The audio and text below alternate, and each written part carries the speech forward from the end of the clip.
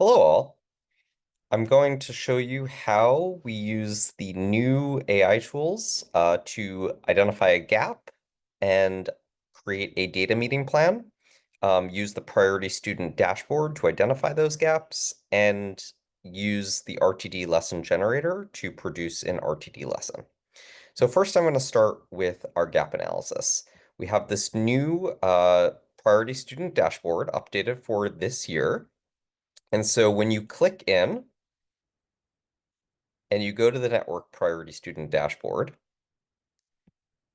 you will be able to filter for your school. Make sure that you click on EMC and you are on the correct week. This week is week 25, which is the only week so far. Click on the subject for which you are going to be planning. I'm going to use an example of grade 6 ELA for Highbridge Middle School. I'm going to click on the grade level and then filter for the school that I am focused on. Additionally, if you wanted to look at different groups of students, we have all students here who on the last IA are priority students who scored either a 2, a low 3, or a high 1. And you can filter by those different groups. But for the moment, we're going to consider all those students as our students of focus. You can see on this priority student dashboard that all of the students based on the last IA who are our priorities are listed. And then for each question on the mastery check, we can see their individual questions, what they selected, the unhighlighted letters in the multiple choice are the correct answers for that question. So for instance, for Q1, B is the correct answer because it is not highlighted. Everything in the red highlighting is a wrong answer. So we can see which distractor choices those students picked. We can also see which level they scored on this mastery check and their percent correct overall. Additionally, the great thing about this dashboard is that we also have for their constructor responses, their entire response. If you put your cursor over that response, you not only can see what score they received, but also the entire text of their response. And if we are to click over here, right to the left of last first, and then drag down all the way to the end, it will highlight everything among your priority students, including their multiple choice data and the full text of their responses. We're going to be using this a little bit later to paste in to our AI generator. So you should Command C to copy all of this text. Make sure that everything is highlighted, including all the constructor response text. So now I'm going to go into our gap analysis and data meeting generator. You can click on the link. And this is designed to help us both find a priority gap, determine a gap statement, and then plan an entire data meeting. So when you get to this generator, you can click on this button here, help me determine gaps and plan a data meeting. And it's going to ask you for the assessment form and the test map for the assessment that students took.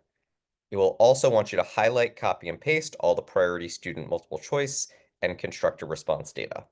I just copied that off the priority student dashboard, so I'm going to Command V and paste all of that in. Before I click enter, I'm going to just hold and also get the assessment and the test map in here.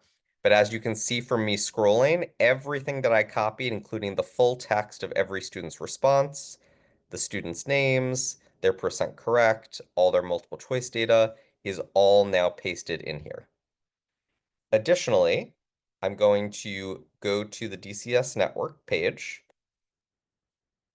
I'm going to download, right click, control right click, and download the student material for the assessment form.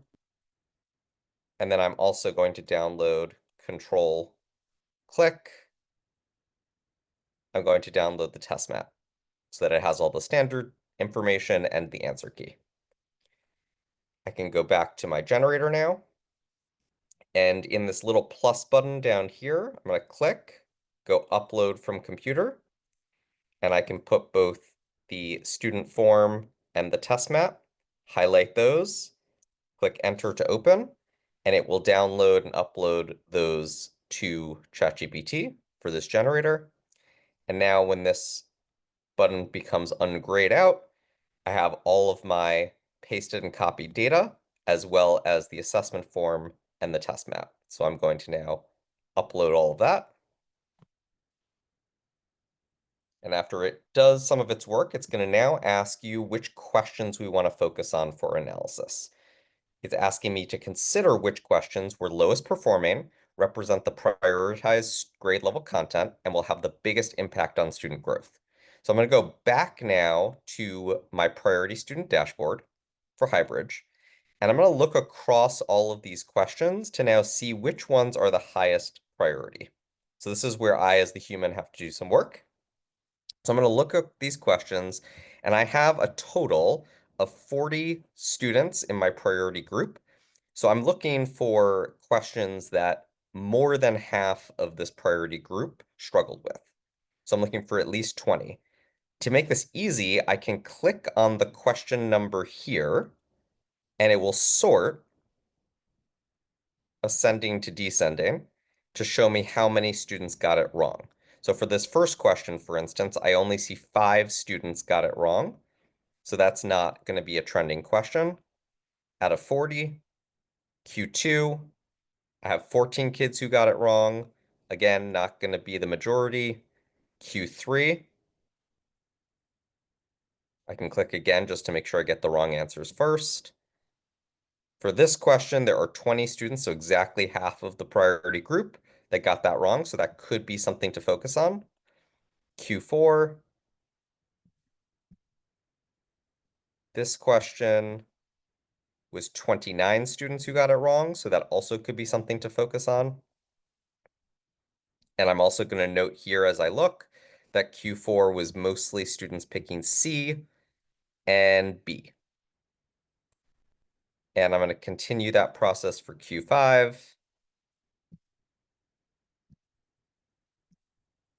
That is not a majority of students. Q6, also not a majority of students. Q8, not a majority. Q9, a slight majority. Q10, not a majority. Q11, not a majority. Q12, not a majority. And Q13, not a majority. So when I look back through those questions, I see that Q3, Q4, Q8, Q9 were all questions that a majority of students struggled with. I also know that Q7, very few students as I'm scrolling through are receiving a 2. And in Q14, almost no students are also scoring a 2 and a lot of zeros. So for me, I'm looking at Q3, Q4, Q7, Q8, Q9, and Q14. Out of those, I'm thinking which are going to be highest priority. And I see that Q3 and Q4 are going to be important questions in the narrative. They were both focused on characterization. And then Q8 was a main idea question. Q9 was a more specific text question, and Q14 was a central message question. Q7 was a point of view question. So now that I know those, I'm going to narrow my focus just to Q3, Q7, Q8, and Q14, because I know that those are going to actually be really foundational standards that are going to be the most important because they're focused on main idea, point of view, and characterization. So I'm going to go back to my generator, And I'm going to say Q3, Q8, or sorry, Q7, Q8, and Q14.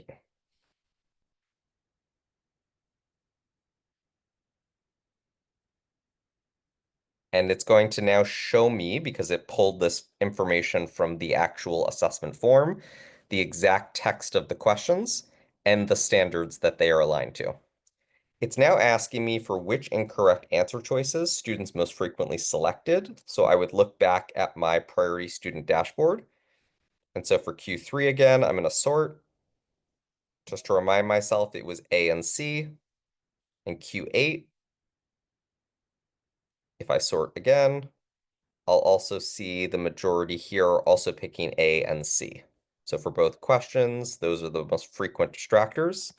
So Q3, mostly A and C. Q8, mostly A and C.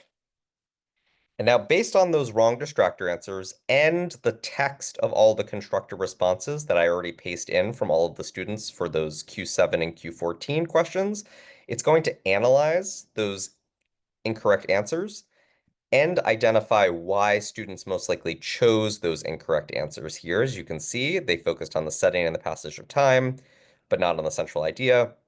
C highlights the perspective, but does not reflect the theme. And so now it's going to come up with a trending gap statement across all of those for that individual question that is transferable and conceptual. And then it will do the same process for the other multiple choice. And then it will also do that for our constructor responses. It's asking me here what are the most common issues in student constructor responses. Can you analyze the responses I gave you?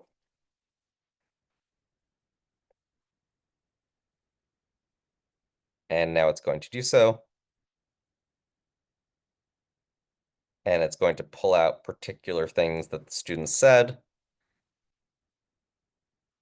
and note both in accuracy and in structure of their responses. And it pulled out an overall gap statement for those for both Q7 and for Q14.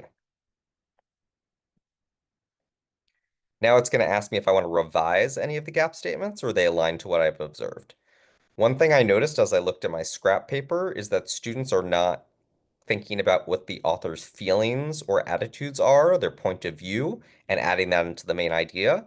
And when I look at this gap statement for Q14, it talks about students selecting general themes or factual details rather than identifying a central message that is specific to the text. This suggests that they need additional practice in distinguishing between key ideas and supporting details, but that does not add in this understanding of author's point of view. So I'm going to ask them to say, can you also integrate into the main idea gaps the fact that students are not considering the author's point of view because they are not attending to the author's feelings, attitude, or opinion, words, and phrases in the text.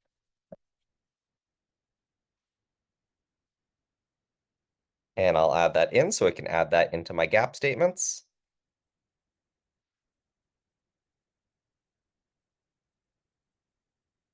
And now it's giving me a revised gap statement that integrates that new understanding.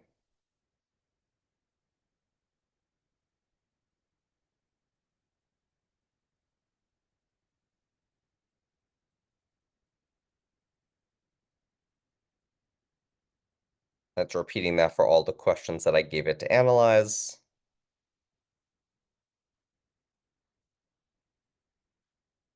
And now it's going to say if I want to change anything else about these gap statements.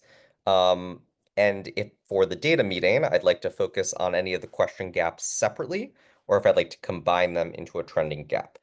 I would like to focus just on Q8 and Q14 in a combined trending gap for the data meeting.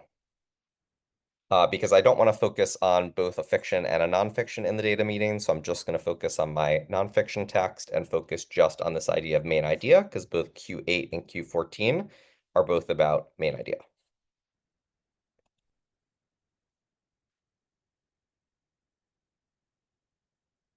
And now, based on that information, it's going to give me a final trending gap statement across those questions. And now to finalize the data meeting, it's going to ask me about which part of an RTD lesson would I like teachers to focus on during the internalization and practice portion of the data meeting.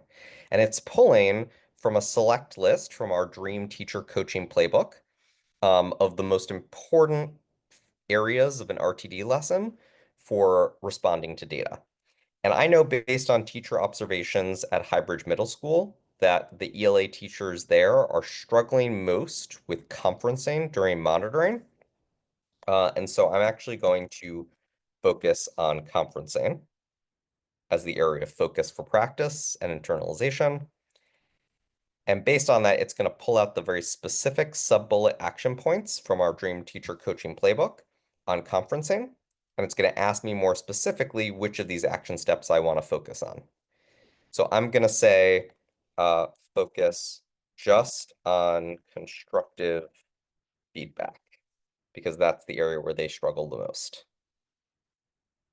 And so now based on that information, it's going to generate my entire data meeting plan based on the trending gap, the questions that I gave it, and the conferencing focus. And it's going to pull this up in Canvas. If you haven't used Canvas yet in ChatGPT, this is essentially the Google Docs of ChatGPT. And so it gives us a much more easy format to use to navigate the plan. And so you can see it is generating the guiding questions and context, the bright spots section of the data meeting. It's producing our gap statement. It's noting the questions that we're going to focus on. It's producing a no-show chart of the key knows and shows for those questions for teachers to review. It's noting just from the structure of our data meeting that it's going to ask teachers to read the gap statement and compare to priority work. And so they'll have to look at their scrap paper during the data meeting. Then they're going to internalize the RTD lesson with a key focus on how to name the error during monitoring, how to use probing questions, and prompt for revision. And then a focus during the practice portion on conferencing as well. And then they are going to do a key takeaway and next steps. So now that I have that entire data meeting plan, if I wanted to make any changes, I could make some changes. So for instance, this did not produce an actual exemplar for these questions. So I'm going to highlight just this portion. And it gives me a little hover box here that says Ask ChatGPT. This is the great thing about Canvas is I don't have to revise the entire document. I can just revise a part. So if I click Ask ChatGPT here, I can say add an exemplar response for this question.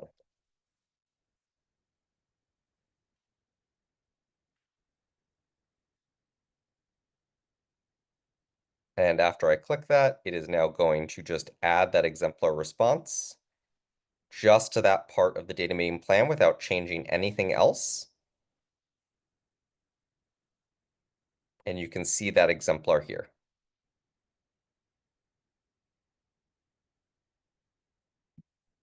All right, and I'm going to also ask it to include for this question, add in the correct answer choice.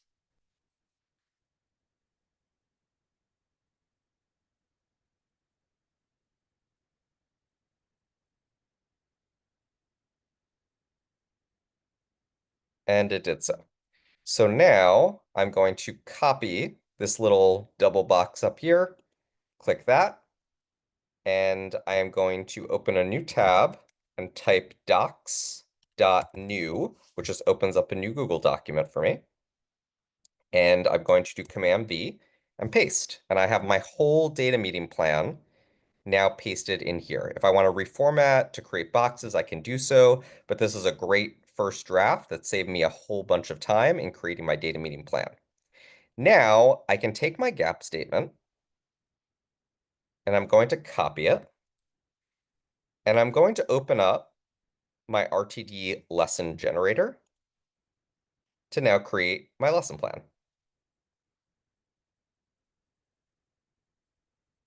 Once that opens up, I'm going to click one of these buttons based on the content that I am working on. So I'm going to write an ELA reteach. And now it's asking me for the gap statement and the rationale and the specific prompt or question, an exemplar response if I want, and a short text if necessary for ELA. So I'm going to paste in the gap statement, do a few spaces. I'm also then going to go back to the mastery check document that I had, and I'm going to copy and paste both the text and all the questions. And I'm going to go back to my RTD lesson generator, paste those in. And after the text, I'm just going to note above the questions, these are the questions of focus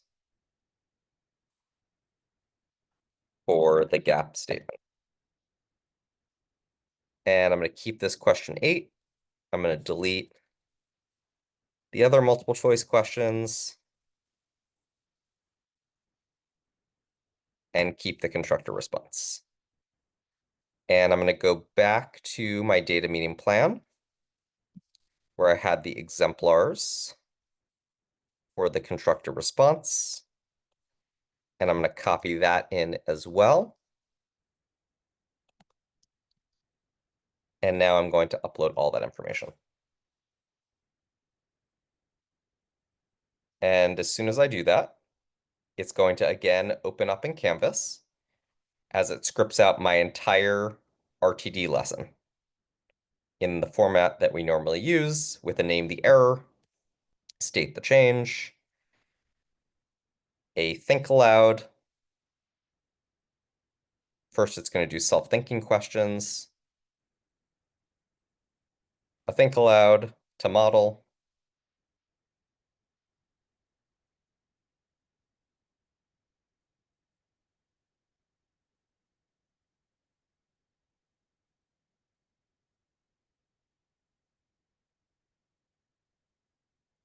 stamp,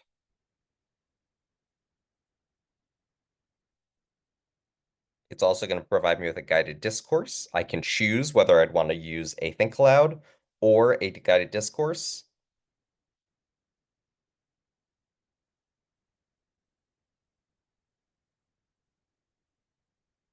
And then it's going to provide practice activities. Similar to the data meeting plan, in Canvas, I can make edits to any part of this. And I don't need to edit the entire document. I can edit particular aspects based on my review of the plan to make sure it's exactly what I want for students. So I'm going to scroll up to the top. Here, it's talking about what students are getting wrong, but not providing this in student-friendly language. So I'm going to highlight all of this, and I'm going to say, edit this to be how we could name the error for students in student-friendly language. And it will make that edit just to this one little part.